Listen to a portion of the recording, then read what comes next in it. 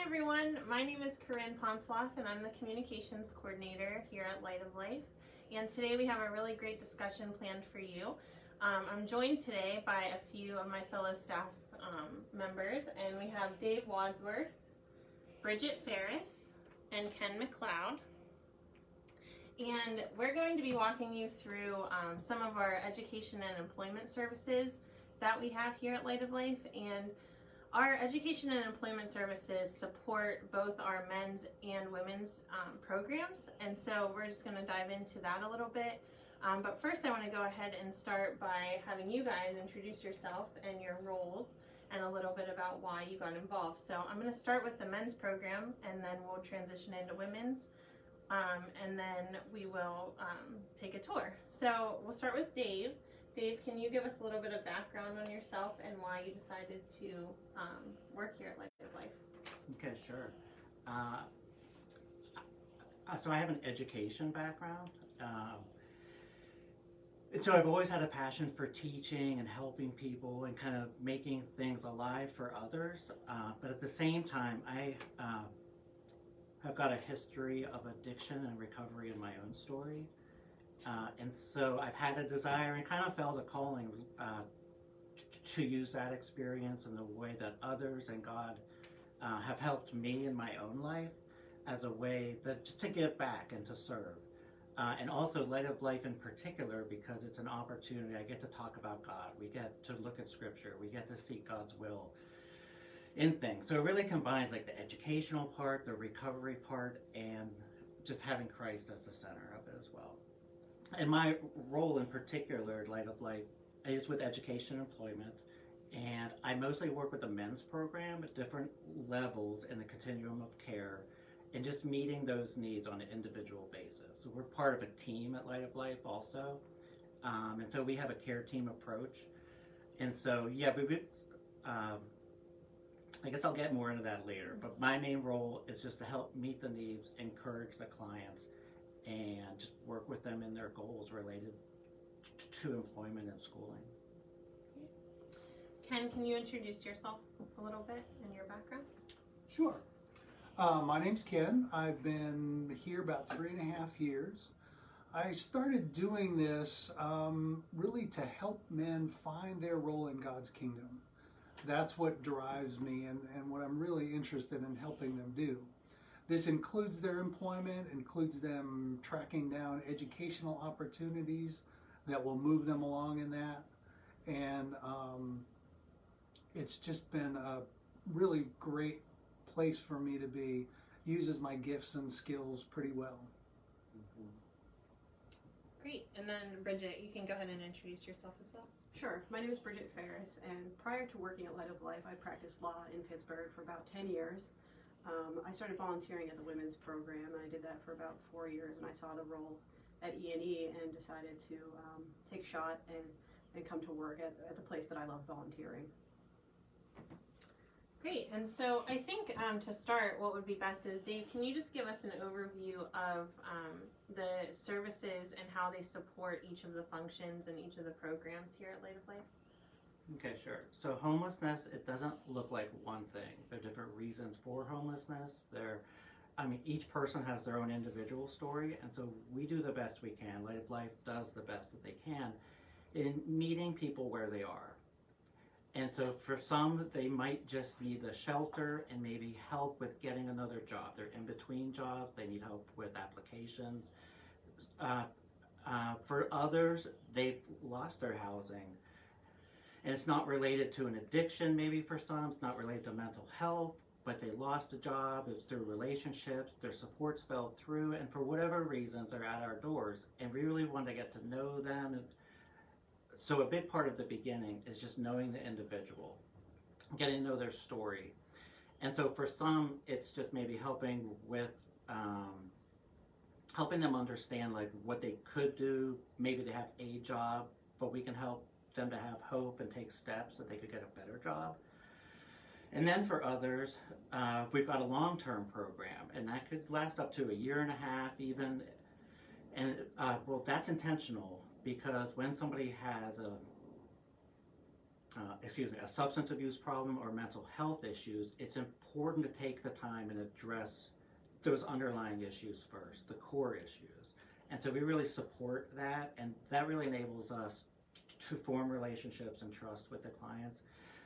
And so for as education and employment, that's one of the things I love about it, is the possibilities are endless. Each thing depends on a person's experiences, their goals, their gifting. And so we want to tailor things to that individual and help them reach goals of independence. And there's a lot, involved in that, just encouragement and hope, but a lot of practical steps, just walking alongside. Prep before an interview can really make the difference sometimes between getting a job or not getting a job. How do you feel going into the interview? How do you feel afterwards? How do you follow up? So we are doing those practical things in terms of just helping them prepare. But it could also involve volunteers who come to tutor. So I'll just list a couple of those practical applications. They might have a tutor helping them in reading, writing. If they don't have their GED, we've got the tutors and also classes and local organizations to help them reach their GED or earn it. It could look like them going to a job training program. And in particular, in a couple of our programs, it allows the time where they're able to go and take advantage of one of the local, which Pittsburgh has many, but local training programs that are available in every job field. And so that's one of the things that I've really been impressed with and excited about, is the possibilities of going to the next level, to where you've had a job and it's just making ends meet, but if you get a skill, if you earn a certificate, if you take some time where you complete a job training program, it could take you into a career and really make a livable wage and have you doing something that you're excited about and passionate about. Thank you. I was wondering, Ken, can you speak a little bit to the barriers? Like Dave explained a little bit that homelessness never looks the same. Everybody has their own story. So can you just speak to the barriers that some of the men face that you work with on a regular basis when they're trying to get employment or trying to go back to school or get their GED? Sure. As Dave said, there's a lot of reasons why somebody might be homeless, and all of those can affect the type of job that they're able to get. And we try to help them address a lot of the barriers. So one thing that Dave touched on was training programs. So they may need more education, they may need a certification, and we'll try to work with them on that. They may have a criminal background, and we work with one of our community partners, the Foundation of Hope is right next door, that we try to help them address some of those issues. A big one that we run into is transportation is an issue, so we can help with bus cards and try to get them there. And sometimes it's simple stuff like they need a pair of boots or non-slip shoes to work as a dishwasher. I never realized that was a thing until I started helping guys get dishwashing jobs. It's a slippery floor and they need non-slip shoes. So that's one of those things that we can help with as well. Thank you. And so do you find that sometimes someone's background, or criminal background maybe, that plays into those barriers as well? And what does that look like for them to overcome? That can be a number of different things. We have a lot of employers who have come to us and said, hey, I want to help somebody out. I want to help them get a new start. So that criminal background doesn't have to be an overwhelming barrier for them. There are employers where you've got a larger corporate structure that's making a decision from an office far away, and they're going to just look at what is the nature of the offense, and was there a conviction, or was there is it what's on their record, and the type of crime can have an influence as well. But we're working and trying to get those things dealt with and help the men walk through that. Some of them, they can get past it, get different, handle it in different ways. But for some of them, it's a significant barrier. I can speak to that one as well. It's one thing I've noticed, that while it is a very real barrier, and there are the times where somebody applies for a job, they think they're appropriate for it, it looks like a really good fit, but because of the background, it could be something that they're not able to attain. But another thing that I've noticed, though, is that more often than not, it's actually larger in the individual's head in terms of this being in their way. I mean, and so a big part of our work is encouragement, is talking through and trying to instill hope, which is real. And we know that we serve a God who makes a way when there's apparently no way, right? He does things that we're not able to understand or see, but it's more than we could have imagined. And so if we're taking the steps, if we're praying, if we're partnering with other people, that's where, like you mentioned, the community partners, that can be a huge help. Like, you get the right person across the table from you who really has a heart for second chances. And I just wanted to mention just the fact that, like, a big part of it is a belief that it could be different tomorrow than it was yesterday. And that he can open something up, that God can open something up where it's just not apparent to us. But if we take the steps, he opens doors. And we've got our own testimonies to that. So each of us can really actually speak with those things in our own lives. Yeah, it instills the hope that we believe happens here at Light of Life to help with transformation. Absolutely. So, yeah, that's great. So I do want to go to Bridget for a second and just talk about a little bit of the differences that the women's program has. I know you run your classes a little bit differently, so I was just wondering if you can speak to that and kind of what the women are facing when they come to meet with you, and then again, like barriers that they might face or how you help them overcome different situations like that. Sure. So our programs are pretty similar as far as E&E. They face a lot of the same barriers: transportation, criminal backgrounds, and that sort of thing. But I would say about 80% of our women have children who live with them, and so working around their kids' schedule and school schedules, that can be difficult. And a lot of it is just overcoming the stigma that they put on themselves, right, and a lack of hope. And so it's a lot of encouragement. It's telling them that repeatedly that they can do something or get a job is a big part of the job. And Bridget, can you speak to some of the classes and workshops that you do with the women, like the one that you recently did on Black History Month? Sure. And what, I guess, not just what you did, but how that has an impact on them going forward?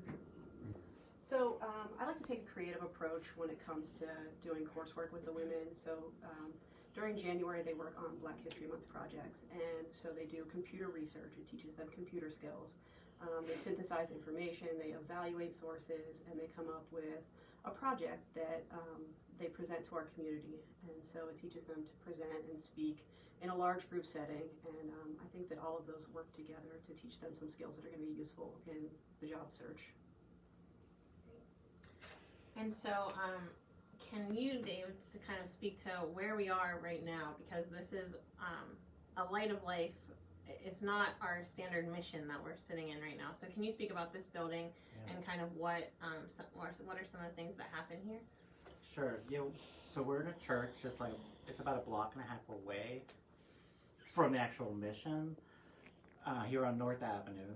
So in a way, it's been helpful to have the education and employment classes here, just off-site enough where they get outside the mission. They get outside. It can often be like a very busy environment at the mission, and as we're talking about them actually, what could be their goals moving out and moving forward, it does help to kind of have a setting that's a little bit separate even. And so we do have classes on education and employment topics. It could be the role of work, just what work means, what it's meant for your life, how it could be different or more, I guess, more satisfying in the future. I mean, everything from that to identifying strengths and just how God made you and how that could be applied either in work or in your leisure time, and to how to have a balance of your recovery and work life, because we know how difficult it is for anybody to balance the different areas of their life. And in particular, if you're in recovery from a mental health struggle or alcohol and drugs, just you got to keep first things first. And while work is essential and needed, it's just, I mean, it takes some learning, in terms of how to manage emotions and stress that come up at work, and to sustain with those relationships and opportunities.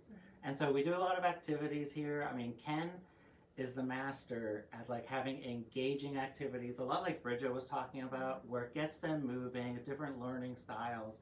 And so we use videos. I was gonna say actually, so Ken was explaining today that he likes to make the environment like very playful environment also. So I was going to ask Ken, can you speak to that a little bit of like why that's important in some of the recovery that is happening with the men that you serve? Yeah, so the program that we work with the most is called the Life Recovery Program. And pretty much every area of life can be touched by addiction and brokenness. And therefore, every area of life can be recovered. And if you don't include play and fun in that, it's just kind of boring. Mm-hmm. So we like to we do clubs. We challenge the guys to do different things. Playing ping pong, take them out for putt-putt golf. It's not just frivolous activity. It's about recovering all of life. And I think another thing to highlight is that it's about relationships, right? And so building those relationships. So, Bridget, I know that the women's program is huge on relationships, and so I don't know if you can just speak to that a little bit about how you build relationships with the women and help them in their goals, but also like the community that you see amongst them as well.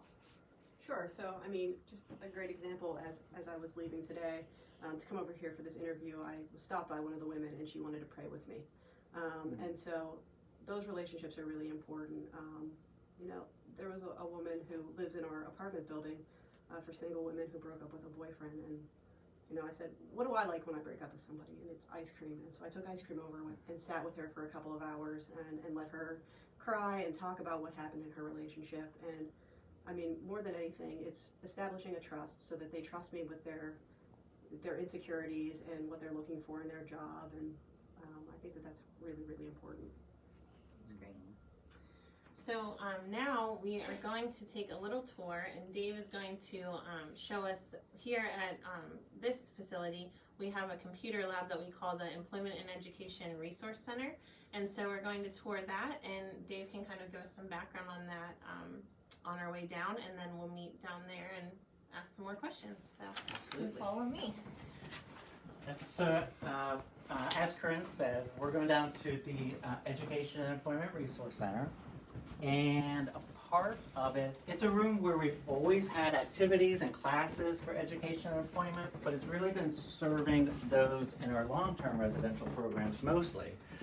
Until now, we recognized a need to just have availability of volunteers and availability of resources for those at all levels of our programming and the general public. So for those who stay in the shelter, or they're in our Shelter Plus program, they may need help with a resume, or they may need help just with job application online, and we're here for that. So it's open during,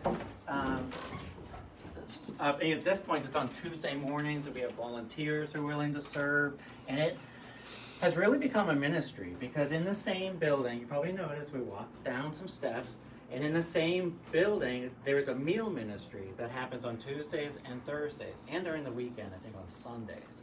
But as that lunch ministry is going on, we have our doors open right down the hallway here.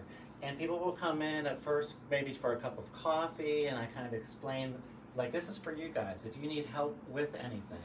And we've had some awesome things happen. So I had a couple who came in, they were here for the meal ministry. And it was a husband and wife who had been homeless, and they had just identified a new apartment, and they were excited about the prospect of moving into this new apartment. And they just said, hey, like, are these computers available, and is there the ability to print? And I said, yes and yes. And they were able to print out their lease and talk through some of the things about them moving into this new apartment, and just the appreciation, like you mentioned, relationship.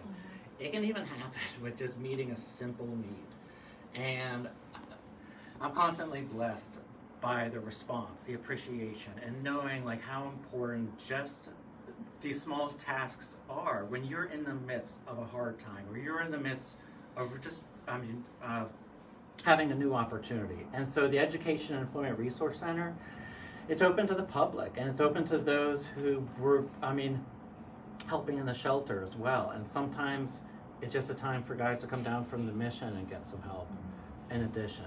So. And I guess I'll ask you, Bridget, is this something that the women have taken advantage of as well? Or are there similar things that you do, like even at another location, that you can help them like with getting computer access? Sure. So if a woman who is either street homeless or in our program needs access to a computer, we have a bunch of Microsoft Surfaces that are mobile, and so we take them either to our outreach center or the women can use them in our building. Great. And then, Dave, can you speak a little bit about Computer Reach and our partnership with them and what they can offer people who don't know anything about computers? Absolutely. So one thing I've learned is that there's a whole spectrum in terms of experiences with computers, but across the board, having just the basic computer skills, knowing how to access and navigate the internet and email at the very least, or how to create a document on Word, like that's something that can help you no matter your situation.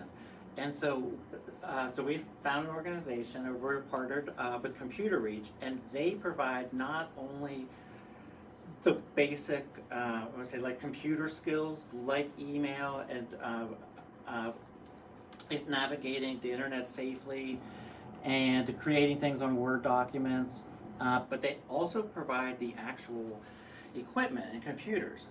So what they do is they have an assessment, an initial assessment, and this has been through donors have made these classes possible. But so we have an initial assessment. If they pass the assessment like right off the bat, they get a computer that day.